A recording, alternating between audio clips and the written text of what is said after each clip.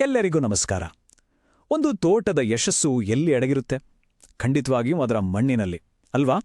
ಹಾಗಾದ್ರೆ ಆ ಮಣ್ಣಿನ ಆರೋಗ್ಯವನ್ನ, ಅದರ ಜೀವಾಳವನ್ನ ಸುಧಾರಿಸೋದು ಹೇಗೆ? ಬನ್ನಿ, ಇವತ್ತು ಈ ಬಹಳ ಮುಖ್ಯವಾದ ವಿಷಯದ ಬಗ್ಗೆ ಆಳವಾಗಿ ಮಾತಾಡೋಣ. ಮೊದಲಿಗೆ ಒಂದು ಸರಳವಾದ ಆದರೆ ತುಂಬಾನೇ ಮುಖ್ಯವಾದ ಪ್ರಶ್ನೆ. ಒಂದು ಹಿಪ್ನೇರಳೆ ತೋಟದ ಮಣ್ಣು ನಿಜವಾಗ್ಲೂ ಜೀವಂತವಾಗಿದೆಯಾ? ಯಾಕಂದ್ರೆ ಈ ಒಂದೇ ಒಂದು ಪ್ರಶ್ನೆಯಲ್ಲಿ ಇಡೀ ಕೃಷಿಯ ಭವಿಷ್ಯನೇ ಅಡಗಿದೆ. ಹಾಗಾದ್ರೆ ಮಣ್ಣಿನ ಜೀವಂತಿಕೆಗೆ ಕಾರಣ ಯಾರು? ಅದಕ್ಕೆ ಉತ್ತರ ಸಾವಯವ ಇಂಗಾಲ. ಇದನ್ನ ನಮ್ಮ ಇವತ್ತಿನ ಕಥೆಯ ಹೀರೋ ಅಂತಾನೆ ಕರಿಬೋದು. ಯಾಕೆ ಗೊತ್ತಾ? ಇದನ್ನ ಮಣ್ಣಿನ ಲೀಡರ್ ಅಂತಾರೆ. ಯಾಕಂದ್ರೆ ಮಣ್ಣಿನ ಪ್ರತಿಯೊಂದು ಭೌತಿಕ, ಜೈವಿಕ ಗುಣಗಳನ್ನ ನಿರ್ಧಾರ ಮಾಡೋದೇ ಈ ಸಾವಯವ ಇಂಗಾಲ. ಅಂದ್ರೆ ಮಣ್ಣು ಸರಿಯಾಗಿ ಹೆಂಟೆಗಟ್ಟಿ ಉಂಡೆ ಉಂಡೆಯಾಗಿ ಇರಬೇಕು, ಬೇರುಗಳಿಗೆ ಚೆನ್ನಾಗಿ ಗಾಳಿ ಆಡಬೇಕು, ಮತ್ತೆ ನಾವು ಎಷ್ಟೇ ಕಷ್ಟಪಟ್ಟು ಹಾಕಿದ ಗೊಬ್ಬರ ಗಿಡಗಳಿಗೆ ಸರಿಯಾಗಿ ಸಿಗ್ಬೇಕು.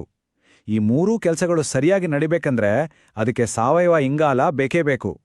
ಒಂದ್ವೇಳೆ ಇದು ಕಡಿಮೆ ಆಯಿತು ಅಂದ್ರೆ ನಮ್ಮ ಶ್ರಮ, ನಮ್ಮ ದುಡ್ಡು ಎಲ್ಲವೂ ವ್ಯರ್ಥ. ಸರಿ, ಹಾಗಾದ್ರೆ ಈ ಲೀಡರ್ ಅಂದ್ರೆ ಈ ಸಾವಯವ ಇಂಗಾಲ ಮಣ್ಣಲ್ಲಿ ಕಮ್ಮಿಯಾದ್ರೆ ಏನಾಗತ್ತೆ? ನಿಜ ಹೇಳಬೇಕು ಅಂದ್ರೆ ಎಲ್ಲ ಸಮಸ್ಯೆ ಶುರುವಾಗೋದೇ ಅಲ್ಲಿಂದ. ನೋಡಿ ಈ ಸಂಖ್ಯೆಯನ್ನ. ಇದು ಕೇವಲ ಒಂದು ನಂಬರ್ ಅಷ್ಟೇ ಅಲ್ಲ, ಇದೊಂದು ಎಚ್ಚರಿಕೆ ಘಂಟೆ. ಒಬ್ಬ ರೇಷ್ಮೆ ಬೆಳೆಗಾರರು ಕಳಿಸಿದ ಸಾಯಿಲ್ ಟೆಸ್ಟ್ ರಿಪೋರ್ಟ್ ಇದು. ಅದರಲ್ಲಿ ಸಾವಯವ ಇಂಗಾಲದ ಪ್ರಮಾಣ ಎಷ್ಟಿದೆ ನೋಡಿ, ಕೇವಲ 0.19. ಇದರ ಅರ್ಥ ಏನು ಗೊತ್ತಾ? ಸರಳವಾಗಿ ಹೇಳೋದಾದ್ರೆ ಆ ಭೂಮಿ ತನ್ನ ಜೀವವನ್ನೇ ಕಳೆದುಕೊಳ್ತಾ ಇದೆ, ಅದು ಬರಡು ಭೂಮಿ ಆಗ್ತಿದೆ ಅನ್ನೋದರ ಸೂಚನೆ ಇದು.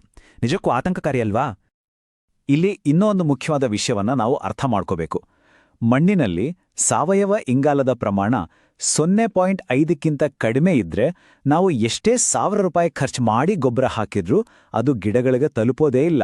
ಅಂದ್ರೆ ಹಾಕಿದ ದುಡ್ಡು, ಪಟ್ಟ ಶ್ರಮ ಎಲ್ಲವೂ ಮಣ್ಪಾಲು. ಅಯ್ಯೋ, ಹಾಗಾದ್ರೆ ಇದಕ್ಕೆ ಪರಿಹಾರನೇ ಇಲ್ವಾ ಅಂತ ಗಾಬರಿ ಆಗ್ಬೇಡಿ. ಖಂಡಿತ ಇದೆ. ಅದರಲ್ಲೂ ವಿಶೇಷವಾಗಿ ನಮ್ಮ ಉಷ್ಣವಲಯದ ಹವಾಮಾನದಲ್ಲಿ ರೇಷ್ಮೆ ಕೃಷಿ ಮಾಡೋರಿಗೆ ಅಂತಾನೆ ಒಂದು ಪರ್ಫೆಕ್ಟ್ ಆದ ಸುಲಭವಾದ ಪರಿಹಾರ ಇದೆ. ನೋಡಿ, ನಮ್ ಕಡೆ ಬಿಸಿಲು ಜಾಸ್ತಿ. ಈ ಬಿಸಿಲಿಗೆ ಮಣ್ಣಲ್ಲಿರೋ ಸಾವಯವ ಅಂಶ ಬೇಗ ನಾಶ ಆಗೋಗುತ್ತೆ.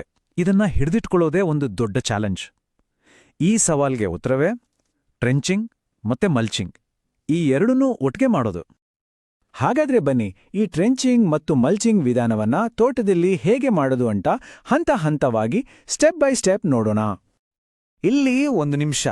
ಟ್ರೆಂಚ್ ತೊಡೋಕ್ ಮುಂಚೆ ಒಂದು ಬಹಳ ಮುಖ್ಯವಾದ ಕೆಲಸ ಮಾಡಬೇಕು. ಸದ್ಯಕ್ಕೆ ತೋಟಕ್ಕೆ ಎಷ್ಟು ಕೊಟ್ಟಿಗೆ ಗೊಬ್ಬರ ಹಾಕ್ತಿರೋ ಅದರ 4 ಪಟ್ಟು ಜಾಸ್ತಿ ಹಾಕಬೇಕು. ಹೌದು, ಕೇಳಿದ್ದು ಸರಿ, 4 ಪಟ್ಟು. ಇದನ್ನ ಪ್ರತಿ 6 ತಿಂಗಳಿಗೊಮ್ಮೆ ಮಾಡ್ತಾ ಇರಬೇಕು. ಇದು ಮೊದಲನೇ ಸ್ಟೆಪ್. ಈ ವಿಧಾನ ಮಾಡೋದು ತುಂಬಾನೇ ಸುಲಭ.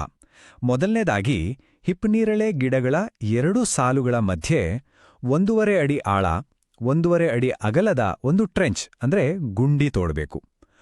ಆಮೇಲೆ ಆ ಗುಂಡಿಯನ್ನ ತೋಟದಲ್ಲಿ ಸಿಗೋ ಎಲ್ಲಾ ಕಸಕಡ್ಡಿ, ಒಣಗಿದ ಎಲೆಗಳು, ರೇಷ್ಮೆ ಹುಳು ಸಾಕಾಣಿಕೆ ಮಾಡಿದ್ಮೇಲೆ ಉಳಿಯೋ ತ್ಯಾಜ್ಯ ಎಲ್ಲವನ್ನೂ ಹಾಕಿ ಪೂರ್ತಿಯಾಗಿ ತುಂಬಬೇಕು.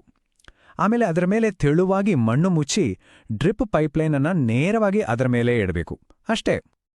ಸರಿ, ಈ ಥರ ಮಾಡಿದ್ರೆ ಏನೆಲ್ಲ ಲಾಭ ಆಗುತ್ತೆ? ಮತ್ತೆ ಇದನ್ ಮಾಡೋವಾಗ ನಾವು ಯಾವೆಲ್ಲ ಎಚ್ಚರಿಕೆಗಳನ್ನ ತಗೋಬೇಕು? ಬನ್ನಿ, ಈಗ ಅದನ್ನ ನೋಡೋಣ.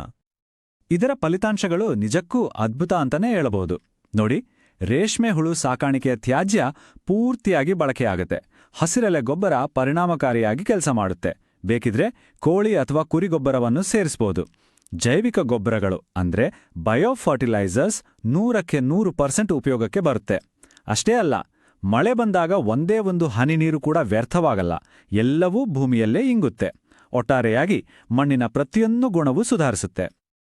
ಆದರೆ ಒಂದೆರಡು ವಿಷಯಗಳನ್ನ ಗಮನದಲ್ಲಿಟ್ಕೊಳ್ಬೇಕು. ಮೊದಲನೇದಾಗಿ, ಟ್ರೆಂಚ್ ಆಳ ಕಡಿಮೆ ಮಾಡಕ್ ಹೋಗ್ಬೇಡಿ. 1.5 ಅಡಿ ಇರಲೇಬೇಕು. ಎರಡನೇದು, ಒಮ್ಮೆ ತ್ಯಾಜ್ಯ ತುಂಬಿದ ಮೇಲೆ ಅದನ್ನ ಮತ್ತೆ ಖಾಲಿ ಮಾಡಬೇಡಿ, ಅದು ಅಲ್ಲೇ ಕೊಳೆತು ಗೊಬ್ಬರ ಆಗ್ಬೇಕು. ಮೂರನೇದು, 1 ವರ್ಷ ಆದ್ಮೇಲೆ ಪಕ್ಕದ ಸಾಲಿನಲ್ಲಿ ಹೊಸ ಟ್ರೆಂಚ್ ಮಾಡಿ. ಕೊನೆಯದಾಗಿ, ಗುಂಡಿಯನ್ನ ಕಸದಿಂದ ಪೂರ್ತಿ ತುಂಬಿ ಮೇಲೆ ಸ್ವಲ್ಪವೇ ಮಣ್ಣು ಹಾಕಿ, ಜಾಸ್ತಿ ಮಣ್ಣು ಹಾಕಬಾರ್ದು. ಈಗ ನೋಡಿ, 1 ವರ್ಷದ ನಂತರ ಆಗುವ ಬದಲಾವಣೆಯನ್ನ. ಮೊದಲು ಸಾವಯವ ಇಂಗಾಲ ಕೇವಲ 0.19 ಇದ್ದು ಬರಡು ಅಂತ ಅನಿಸೋ ಭೂಮಿ ಈಗ 0.75ಕ್ಕಿಂತ ಹೆಚ್ಚು ಸಾವಯವ ಇಂಗಾಲ ಇರೋ ಫಲವತ್ತಾದ ಭೂಮಿ ಆಗಿರುತ್ತೆ. ಮೊದಲು ವ್ಯರ್ಥ ಆಗ್ತಿದ್ದ ಪೋಷಕಾಂಶಗಳು ಈಗ ಪೂರ್ತಿಯಾಗಿ ಗಿಡಕ್ಕೆ ಸಿಗುತ್ತೆ. ಕಳಪೆ ಗುಣಮಟ್ಟದ ಎಲೆಗಳ ಬದಲು ಈಗ ಅತ್ಯುತ್ತಮ ಗುಣಮಟ್ಟದ ಎಲೆಗಳು ಸಿಗುತ್ತೆ. ಎಂಥ ಅದ್ಭುತ ಬದಲಾವಣೆ ಅಲ್ವಾ? ಕೊನೆಗೆ ಇಷ್ಟೆಲ್ಲ ಕಷ್ಟಪಟ್ಟಿದ್ದಕ್ಕೆ ಪ್ರತಿಫಲ ಎಲ್ಲಿ ಕಾಣಿಸುತ್ತೆ ಅಂದ್ರೆ ಅದು ಹಿಪ್ಪುನೇರಳೆ ಎಲೆಗಳ ಗುಣಮಟ್ಟದಲ್ಲಿ. ಮಣ್ಣು ಆರೋಗ್ಯವಾಗಿದ್ರೆ ಸೊಪ್ಪು ಕೂಡ ಆರೋಗ್ಯವಾಗಿರುತ್ತೆ. ಸೊಪ್ಪು ಚೆನ್ನಾಗಿದ್ರೆ ರೇಷ್ಮೆ ಹುಳು ಚೆನ್ನಾಗಿ ತಿನ್ನುತ್ತೆ, ರೇಷ್ಮೆ ಬೆಳೆ ಯಶಸ್ವಿಯಾಗುತ್ತೆ. ಎಲ್ಲವೂ ಒಂದಕ್ಕೊಂದು ಸಂಬಂಧ ಕಲ್ಪಿಸಿದೆ.